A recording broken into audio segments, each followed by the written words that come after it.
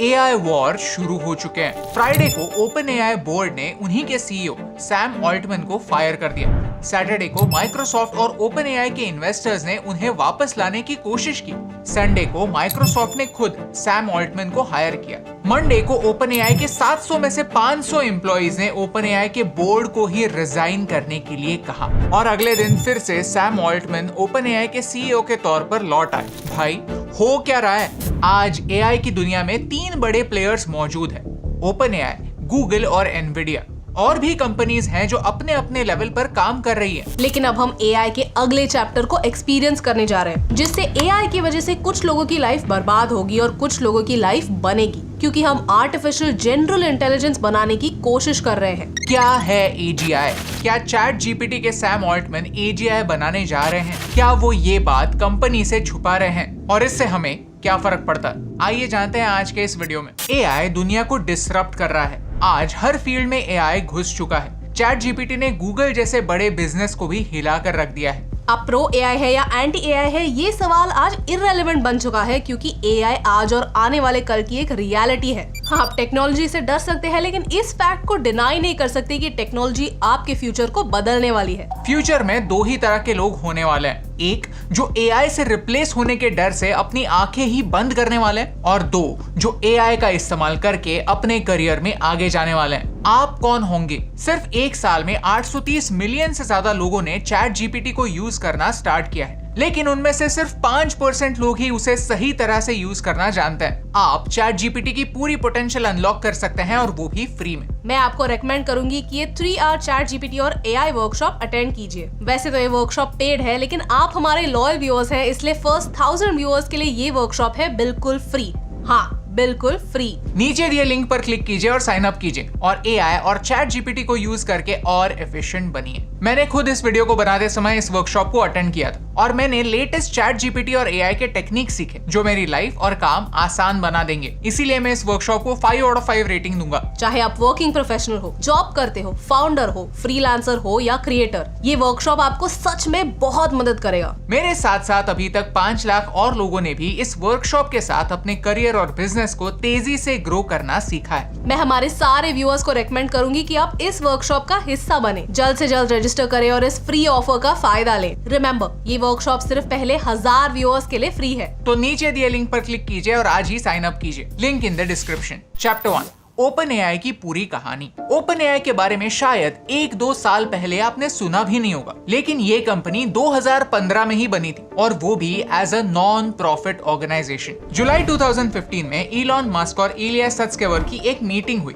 जहां वो डिस्कस कर रहे थे कि सारा बेस्ट एआई टैलेंट गूगल और एफबी हायर कर रहे हैं। इस मीटिंग में उन्होंने डिसाइड किया कि एक नॉन प्रॉफिट स्टार्टअप होना चाहिए, ताकि गूगल जैसी कंपनीज एआई को मोनोपोलाइज ना करें। आइडिया यही थी कि इलॉन मस्क अलग अलग इन्वेस्टर्स को ओपन एआई के पास लाएंगे और उनके इन्वेस्टमेंट और डोनेशंस पर बेस्ड ओपन एआई ह्यूमैनिटी के भलाई के लिए काम करेगा। ये मीटिंग ऑर्गेनाइज की थी सैम ऑल्टमैन ने। सैम ऑल्टमैन वाई कॉम्बिनेटर के हेड थे, जो एक फेमस स्टार्टअप इनक्यूबेटर। उन्होंने टॉप एआई साइंटिस्ट को हायर किया और उन्हें मैनेज करने के लिए ग्रेग ब्रॉकमैन को हायर किया। इससे पहले ग्रेग ब्रॉकमैन स्ट्राइप नाम के एक पेमेंट कंपनी के सीटीओ थे। इलॉन मस्क ने लिंक्डइन के फाउंडर रीड हॉफमैन, पेपैल के co-founder Peter Thiel, Amazon web services, यहाँ तक इन्फोसिस को भी ओपन एआई में डोनेट करने के लिए कन्विंस किया। बाद में 2018 में इलॉन मस्क ओपन एआई से बाहर हो गए, ताकि वो दूसरे वेंचर्स पर फोकस कर पाए। इलॉन मस्क अपने मल्टीटास्किंग के लिए जाने जाते हैं, लेकिन उन्हें भी लगा कि एआई का प्रेशर बहुत ज्यादा है, तो वो बाहर हो गए। 2019 ओपन एआई के लिए काफी इंपॉर्टेंट साल था, क्योंकि इसी साल उन्होंने GPT-2 लॉन्च किया। GPT यानी जनरेटिव प्री ट्रेन ट्रांसफॉर्मर। इसी साल सैम ऑल्टमैन ने वाई कॉम्बिनेटर में अपना काम छोड़कर फुल टाइम ओपन एआई को दिया, और उसी के साथ अपनी कंपनी को एक नॉन प्रॉफिट ऑर्गेनाइजेशन से एक फॉर प्रॉफिट कंपनी बनाया। लेकिन ओपन एआई की एक इंटरेस्टिंग शर्त है कि आपका प्रॉफिट शेयरिंग आपके इन्वेस्टमेंट का 100x होगा। उसके ऊपर का सारा प्रॉफिट ओपन एआई का होगा। मतलब अगर आपने $1 इन्वेस्ट किया है, तो चाहे कंपनी हजारों बिलियन डॉलर्स प्रॉफिट बना रही हो, आप सिर्फ $100 ही कमा सकते हैं। इसे प्रॉफिट कैप कहते हैं। 22 जुलाई 2019 में माइक्रोसॉफ्ट ओपन एआई में एक मेजर इन्वेस्टर बना। उन्होंने $1 बिलियन ओपन एआई में इन्वेस्ट किए। उन्होंने 2,85,000 कोर का एक मशीन बनाया विद 10,000 GPUs, जो सिर्फ 1 सेकंड में 400 GB डेटा प्रोसेस करने की क्षमता रखता है। ये दुनिया के टॉप 5 सुपर कंप्यूटर्स में से एक था। इस कंप्यूटर की वजह से ही ChatGPT यानी GPT-3 बना। 2021 में उन्होंने डाली नाम का एक इमेज जनरेशन टूल बनाया जिससे यूजर्स ऐसे इमेजेस जनरेट कर सकते हैं। आज OpenAI एक प्राइवेटली ओन्ड कॉर्पोरेशन है, तो उनके ओनरशिप डिटेल्स पब्लिकली अवेलेबल नहीं है। AI डेवलपमेंट ह्यूमैनिटी के भलाई के लिए होना चाहिए। इसी लॉजिक से OpenAI की शुरुआत एज अ नॉन प्रॉफिट हुई थी, ताकि इस कंपनी पर कोई भी प्रॉफिट बनाने का प्रेशर ना हो। अब जिन बोर्ड ऑफ डायरेक्टर्स की बात हो रही है, जिन्होंने सैम ऑल्टमैन को फायर किया, वो इसी नॉन प्रॉफिट को कंट्रोल करते हैं। 2019 में OpenAI फाउंडेशन ने एक फॉर प्रॉफिट कंपनी शुरू की, जिस पर प्रॉफिट का कैप है, जो हमने पहले भी मेंशन किया है। और इस फॉर प्रॉफिट कंपनी का 49% हिस्सा माइक्रोसॉफ्ट ओन करता है। बाकी का 49% Andreessen Horowitz, Peter Thiel, Sequoia Capital, Khosla Ventures जैसे फंड्स ओन करते हैं, और बचा हुआ 2% OpenAI फाउंडेशन और एम्प्लॉइज ओन करते हैं। सैम ऑल्टमैन खुद इस कंपनी को ओन नहीं करते, उनके पास कोई डायरेक्ट इक्विटी नहीं है। सैम ऑल्टमैन को फायर करते समय उनके बोर्ड ने कहा कि वो बोर्ड के साथ कैंडिड नहीं थे, यानी वो बोर्ड से कुछ छुपा रहे थे। वो क्या हो सकता है? क्या वो AI के स्टेज में कोई नया डेवलपमेंट तो नहीं? चैप्टर 2, AI के स्टेजेस। AI के 7 स्टेजेस हैं। चलिए उन्हें 1 by 1 समझते हैं। Stage 1, rule based AI system. Imagine कीजिए एक कंप्यूटर के अगेंस्ट चेस खेलना। कंप्यूटर के पास सारे मूव्स का डेटाबेस होता है और वो उनमें से बेस्ट मूव्स चूज कर सकता है, लेकिन वो नए मूव्स इन्वेंट नहीं कर सकता, ना कि उन मूव्स के पीछे का रीजन समझ सकता है। ये AI का सबसे पहला स्टेज है, जो सिर्फ रूल्स को फॉलो करना जानता है। ना उन रूल्स में कोई बदलाव कर सकता है, ना उनका मतलब समझ सकता है, ना कि उनसे कुछ सीख सकता है। Stage 2, context aware systems. उसी चेस के एग्जाम्पल को एक स्टेप आगे ले जाता है, जहाँ कंप्यूटर इतना स्मार्ट बन चुका है कि वो याद रख सकता है कि पिछले गेम में उसने क्या मूव्स किए थे और उसके बाद सामने वाले प्लेयर ने क्या किया था। पिछले गेम में कितनी मिस्टेक्स हुई, कौन सी चाल चलने पर सामने वाले ने सोचने के लिए ज्यादा समय लिया। यानी प्रीवियस नॉलेज को यूज करके इम्प्रूवमेंट्स लाई जा सकती हैं। ये समझने वाला AI सेकंड स्टेज में होगा। Stage 3 is domain specific mastery. Information और नॉलेज में फर्क है। Knowledge is the application of information. IBM ने वॉटसन नाम का एक AI 10 साल पहले ही डेवलप किया था, जो रियलिटी गेम शो जेपर्डी को जीतने के एक स्पेसिफिक टास्क के लिए फोकस था। ये क्लिप सच में फैसिनेटिंग है, जहां हम ह्यूमंस एक मशीन को सेलिब्रेट कर रहे हैं जिसने दुनिया के बेस्ट जेपर्डी प्लेयर्स को हरा दिया। एक इमोशनलेस मशीन के लिए इमोशन वाले ह्यूमंस सेलिब्रेट कर रहे हैं। Step 4, thinking and reasoning AI। सोचिए, अगर AI एक नॉवेल पढ़कर कैरेक्टर्स के इमोशन समझ सकता है, उनकी मोटिवेशंस क्या है, उनके एक्शंस के पीछे का रीजन क्या है, ये समझ सकता है। रीडिंग बिटवीन द लाइंस की एबिलिटी उसके पास है, तो उससे बात करना एक इंसान से बात करने जितना नेचुरल लगेगा। आज हम यहाँ हैं। आज का AI इस स्टेज को पार कर चुका है। गूगल का बार्ड या फिर OpenAI का ChatGPT हमें फैसिनेटिंग लगता है, क्योंकि उनसे कोई भी सवाल पूछने के बाद ऐसा नहीं लगता कि एक रैंडम गूगल सर्च है। ऐसे लगता है कि किसी ने दिमाग लगाकर इसका जवाब दिया हुआ है। सिर्फ इन 4 स्टेजेस के साथ आज ChatGPT मैथ्स के कॉम्प्लेक्स प्रॉब्लम सॉल्व कर सकता है। बिना कोडिंग के नॉलेज के आपको वेबसाइट्स बनाकर दे सकता है। मिड जर्नी कुछ सेकंड्स के अंदर अंदर ऐसा आर्ट बना सकते हैं। कैप्शंस आपके लिए अलग अलग भाषा में वॉइस ओवर बनाकर दे सकता है। All of this is very cool, but what's next? Stage 5 is artificial general intelligence. अब बात करते हैं AI के नेक्स्ट स्टेज की, AGI की, जहां अगर कोई टास्क ह्यूमन कर सकता है तो वो टास्क AI भी कर सकता है। AI उतना स्मार्ट होगा। अगर उसे चाय कैसे बनाते हैं ये किसी ने सिखाया नहीं है, फिर भी वो खुद से चाय बनाना सीख सकता है,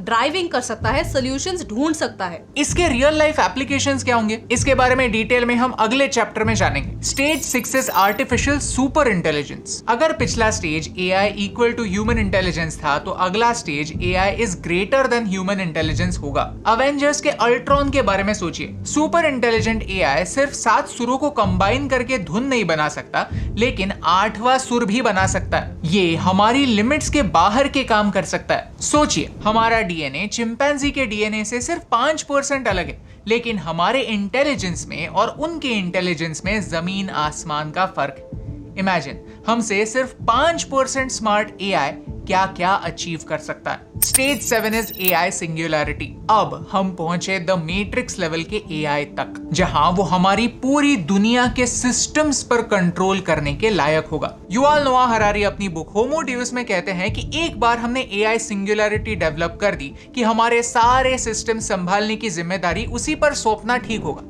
ह्यूमंस खुद को गवर्न करने के लायक नहीं है, हमें हमसे ज्यादा इवॉल्व्ड सिस्टम पर डिपेंड करना होगा। सरकारें कैसी चलनी चाहिए, यूएन ने किन देशों को ह्यूमैनिटेरियन एड देना चाहिए, पॉपुलेशन कितना होना चाहिए, ये सारी बातें उसे ह्यूमन से ज्यादा बेहतर पता होंगी। ऐसे एआई के सामने हम नतमस्तक हो जाएंगे, हम उसे भगवान मानेंगे, जहां एआई इतना सुपीरियर होगा कि उसके खुद के नॉलेज का ग्राफ और हमारे नॉलेज का ग्राफ कुछ ऐसा दिखेगा। ये सारी बातें साइंस फिक्शन लगती है, लेकिन हो सकता है कि वो फ्यूचर जितना दूर लगता हो उतना दूर ना हो। और आपको क्या लगता है, एआई के किस स्टेज पर जाकर हमें रुक जाना चाहिए? हमें कमेंट्स में बताइए। चैप्टर 3 एजीआई क्या है। चलिए बात करते हैं एआई के 5th स्टेज के बारे में, जो इस सदी का सबसे बड़ा डेवलपमेंट हो सकता है। आज के आर्टिफिशियल इंटेलिजेंस के बारे में सिर्फ 2 प्रॉब्लम्स है कि ना कि वो आर्टिफिशियल है और ना ही इंटेलिजेंट। मतलब ये है कि चैट जीपीटी एग्जिस्टिंग इन्फॉर्मेशन को ऑर्गेनाइज करना जानता है, बड़े डेटा सेट में से चुन चुनकर आपको आंसर्स देना जानता है। वो आपके लिए एक फिल्टर का काम कर सकता है, वो आपके लिए आपका होमवर्क कर सकता है, आपके वेबसाइट्स बना सकता है। लेकिन फिर भी चैट जीपीटी कोई एडिशनल नॉलेज नहीं बना सकता। 7 सुरों को कंबाइन करके जैसे अलग अलग धुन बन सकती है, वैसे चैट जीपीटी कॉम्बिनेशंस की मदद से आपको ऑप्शंस दे सकता है,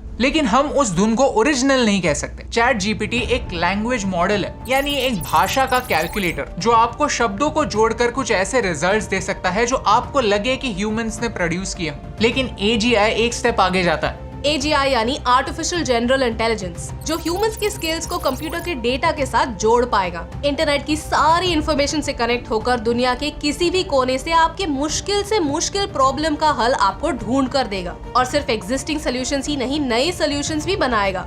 AGI abstract thinking, common sense, background knowledge, transfer learning और कॉज एंड इफेक्ट को समझने की क्षमता रखेगा, और इन्हीं की मदद से AGI वो हर कोई टास्क कर पाएगा जो एक ह्यूमन कर सके। AGI हमारी लाइफ को बेहतर बना सकता है। हेल्थ केयर में AGI के पास लाखों करोड़ों रिसर्च पेपर्स का डेटा अवेलेबल होगा, जिससे वो दुनिया के एक कोने में होने वाले रेयर डिजीज को दुनिया में किसी दूसरे डॉक्टर ने कैसे सॉल्व किया है, इस बेसिस पर ट्रीट कर सकता है। जिन देशों में डॉक्टर्स, नर्सेज, मेडिकल स्टाफ की कमी है, वहाँ AI खुद हेल्थ केयर सर्विसेज प्रोवाइड कर सकता है, सर्जरीज कर सकता है, लोगों की जानें बचा सकता है। AGI कंपनीज के लिए फाइनेंशियल डिसीजंस ले सकता है, इन्वेस्टमेंट कर सकता है, सही टाइम पर प्रॉफिट बुक कर सकता है। AGI 1-on-1 कोचिंग कर सकता है, यानी ट्यूशंस के बगैर आप सिर्फ एक सॉफ्टवेयर खरीद सकते हैं और उस सॉफ्टवेयर को आपके सारे सवाल पूछ सकते हैं, और वो सॉफ्टवेयर एक प्रोफेसर की तरह आपके सवालों का जवाब देगा। एग्जाम से पहले रात को 2 बजे तक आपके साथ बैठकर आपके इंटीग्रेशन के प्रॉब्लम्स को सॉल्व करेगा, आपके पेस से आपको सिखाएगा और आपको बेहतर रिजल्ट्स ला के दिखाएगा।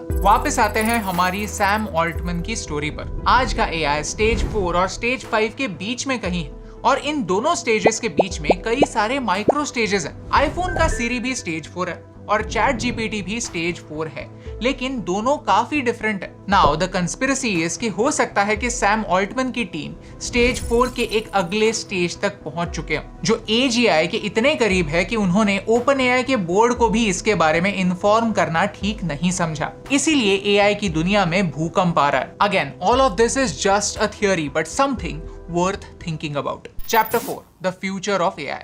अक्सर हम सोचते हैं कि AI बस हमसे एक स्मार्ट ब्रेन होगा, बट हमें ये भी समझना होगा कि AI हमसे ज्यादा फोकस्ड ब्रेन होगा। AI के 5th, 6th और 7th स्टेज में हमें वही देखने मिलेगा। स्टुअर्ट रसल एक AI एक्सपर्ट है, जो AI और ह्यूमंस के बीच का अंतर एक एग्जाम्पल की हेल्प से समझाते हैं। फ्यूचर के बारे में सोचिए। सपोज आप एक वेटर को कहते हैं कि बेस्ट कॉफी ले आओ, और AI को कहते हैं कि बेस्ट कॉफी ले आओ, तो दोनों के रिस्पॉन्स में जमीन आसमान का अंतर होगा। वेटर को अपने लिमिटेशंस पता है, वो बस अपने होटल में पड़ी सबसे महंगी कॉफी ले आएगा और आपके सामने रख देगा।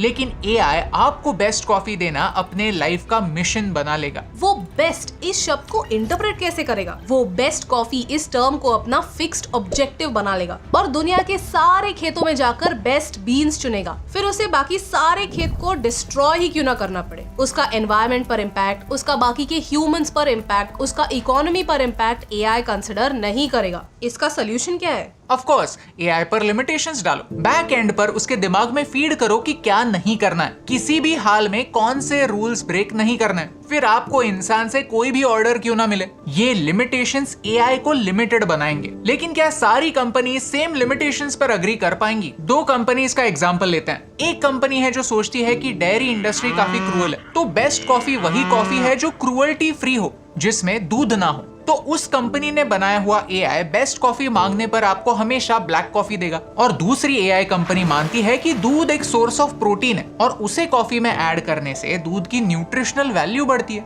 तो दूध वाली कॉफी पीना बेस्ट है। उस कंपनी के एआई से बेस्ट कॉफी मांगी तो वो आपको हमेशा दूध वाली कॉफी देगा। बेस्ट कॉफी कौन सी है ये आपने ऑर्डर करने से पहले उस कंपनी ने आपके लिए डिसाइड किया हुआ। और ये तो एक छोटा मुद्दा हुआ। दुनिया में कई सारी चीजें ब्लैक एंड व्हाइट नहीं होती, जिनमें कॉन्टेक्स्ट समझना इंपॉर्टेंट होता है। आपने रिक एंड मॉर्टी का वो एक एपिसोड देखा होगा जहाँ एक एआई पावर्ड स्पेसशिप का एक ही ऑब्जेक्टिव होता है, कीप समर सेफ, जहाँ वो हर हाल में इस लड़की को सेफ रखने की कोशिश करती है। फिर उसे कोई भी टेक्निक क्यों ना यूज करनी पड़े, फिर उसे कितने भी लोगों को क्यों ना मारना पड़े। Chapter 5 AI wars have begun। इतना सारा कॉन्टेक्स्ट आपके लिए समझना इंपॉर्टेंट है क्योंकि यही आने वाली AI wars का बेस है। AI के अगले स्टेज के लिए लिमिटेशंस क्या होने चाहिए और क्या ये लिमिटेशन सारी कंपनी सारे देश फॉलो करेंगे?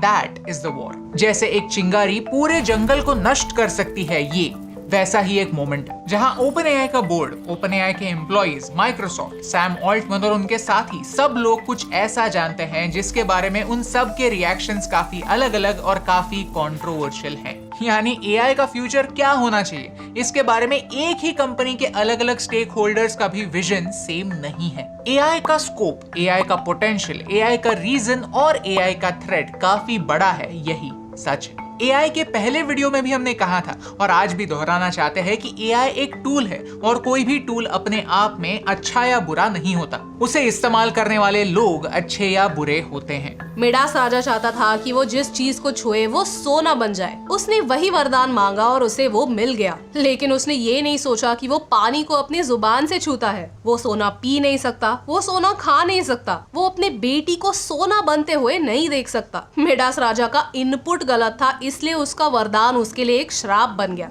हमें एज अ कंट्री ये अश्योर करने की जरूरत है कि नई जनरेशन AI लिटरेट हो। हम दुनिया की बेस्ट टेक्नोलॉजी से डर कर नहीं, उसे एक्सेप्ट करके ही अपने इंटरेस्ट संभाल पाएंगे और ये अश्योर कर पाएंगे कि इस बदलती हुई दुनिया में हम पीछे ना छूट जाएं। और याद रखिए, अगर आप चैट जीपीटी और AI का इस्तेमाल करके अपने करियर को नेक्स्ट लेवल पर ले जाना चाहते हैं, चैट जीपीटी को सही तरह से यूज करने के टिप्स और ट्रिक्स जानना चाहते हैं, तो नीचे दिए हुए लिंक से इस 3 आवर वर्कशॉप के लिए रजिस्टर करना ना भूलिए। आप हमारे खास व्यूअर्स हैं, इसीलिए जो पहले 1000 लोग इस वर्कशॉप के लिए रजिस्टर करेंगे उनके लिए ये वर्कशॉप होगा completely free. So hurry up, link in the description. कहीं ये डील मिस ना हो जाए, because AI is the future और इस फ्यूचर का हिस्सा आपको बनाने से मुझे फर्क पड़ता है।